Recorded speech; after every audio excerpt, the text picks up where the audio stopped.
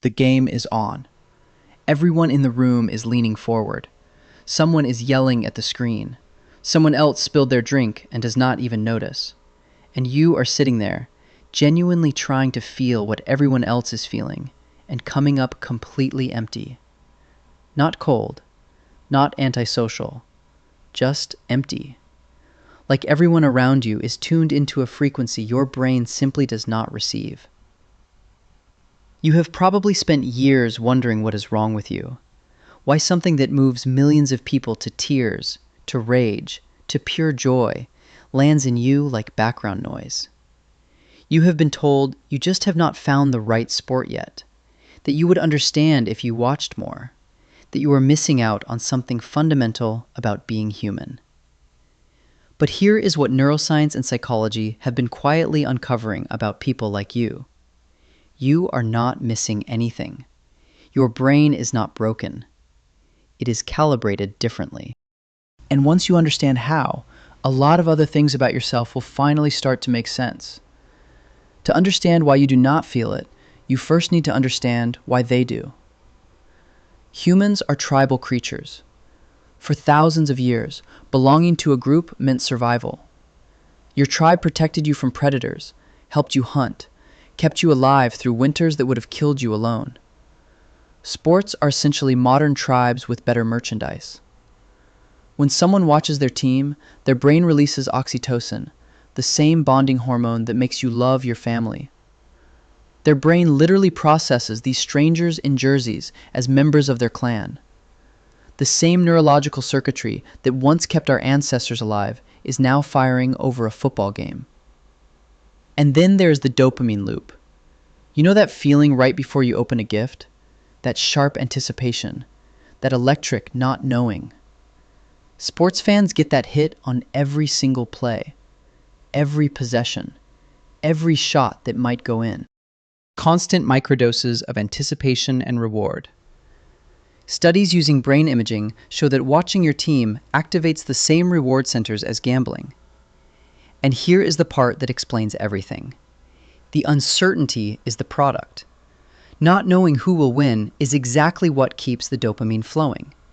Psychologists call this intermittent reinforcement, the most addictive reward schedule known to science. The same mechanism that makes slot machines so hard to walk away from.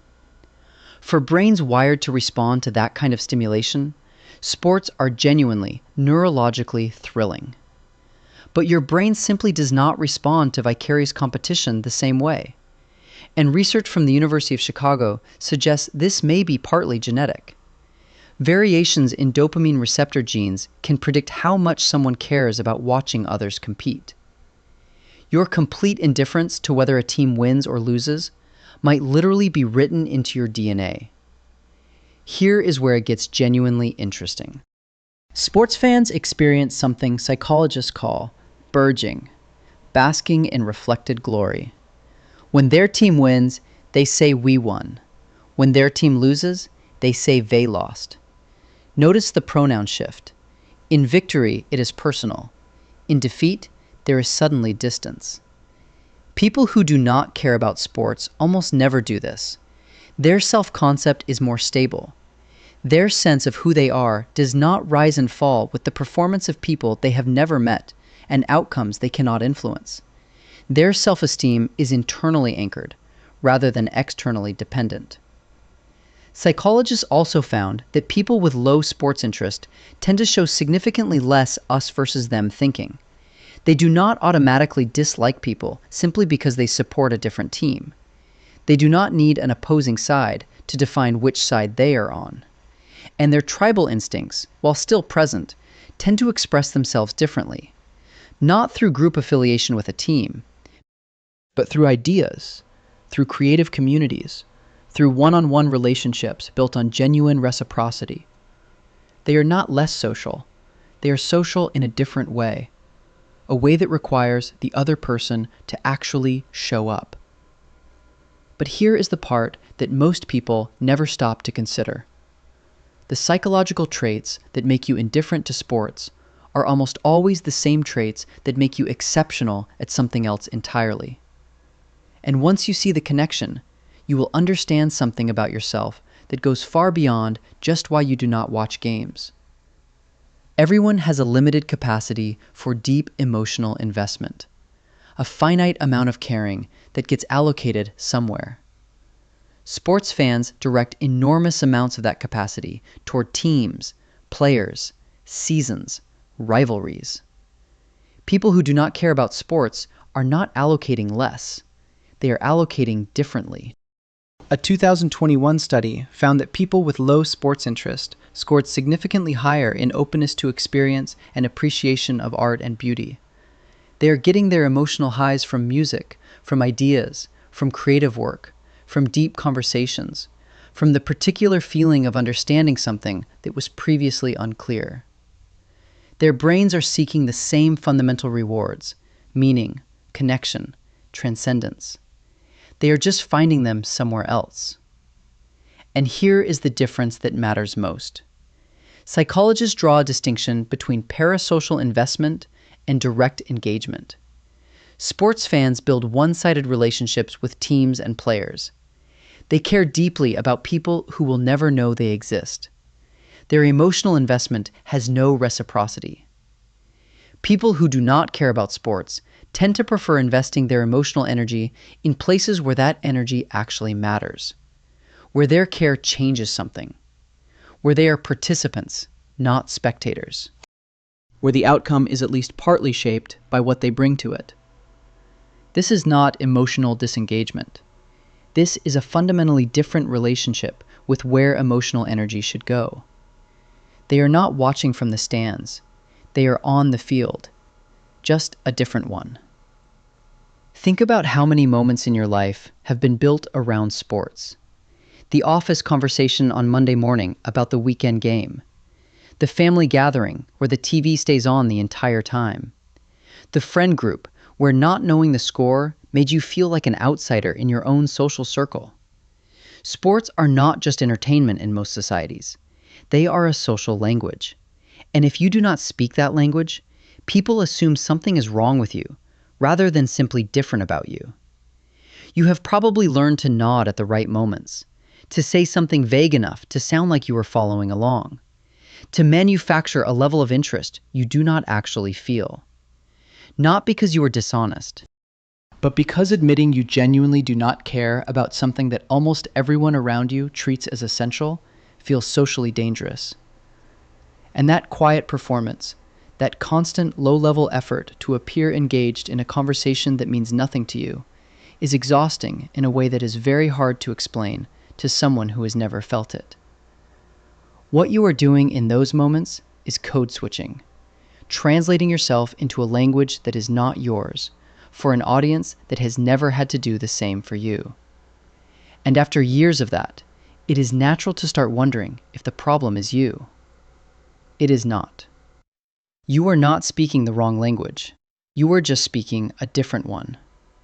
Sports fans find meaning in narrative, the underdog story, the impossible comeback, the dynasty built over decades. It is compelling because it is unpredictable. Real drama with genuine emotional stakes. People who do not care about sports often find that randomness hollow. They think, why would I emotionally invest in an outcome I cannot influence, performed by people I do not know, in a game that has no bearing on my actual life? They are not wrong, but neither are sports fans. It is two different answers to the same fundamental human need. The need for story, the need for stakes, the need to feel like something matters. One group finds that in a championship run. The other finds it in a book that changes how they see the world, in a relationship that requires everything they have, in a project that only exists because they refuse to stop working on it, in a problem that fought back and lost.